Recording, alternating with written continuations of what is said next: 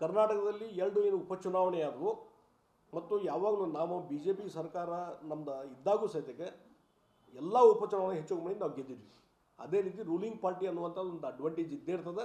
ಈ ಹಿನ್ನೆಲೆಯಲ್ಲಿ ನಮಗೆ ಹೆಚ್ಚು ಹೋಪ್ಸ್ ಇದ್ದದ್ದು ಬಾಗಲಕೋಟೆ. ಅಲ್ಲಿ ನಮಗೆ ಸ್ವಲ್ಪ ಹಿನ್ನಡೆ ಆಗಿದೆ ಡೆಫಿನೆಟ್ಲಿ.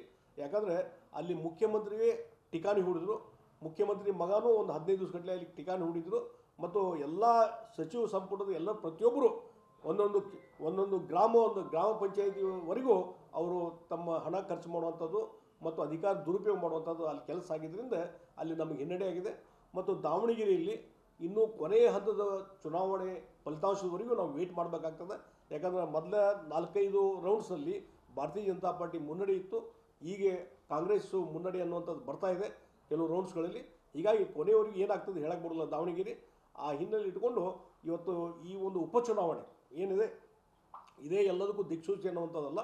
ಆದರೆ ರೂಲಿಂಗ್ ಪಾರ್ಟಿ ಅಧಿಕಾರ ದುರುಪಯೋಗ, ಹಣದ ಒಂದು ಹೆಚ್ಚಿನ ರೀತಿಯಂಥ ಹಣದ ಹಂಚಿಕೆ ಇರ್ಬೋದು, ಎಲ್ಲವೂ ನಾವು ನೋಡಿದ್ದೇವೆ. ಯಾಕಂದರೆ ನಾವು 4-5-6 ದಿವಸ ನಾವು ಬಾಗಲಕೋಟೆಯಲ್ಲಿದ್ದೆ, ಅಗದಿ ವೆರಿ ಜನರ ಕಾನ್ಫಿಡೆಂಟ್ ಇತ್ತು.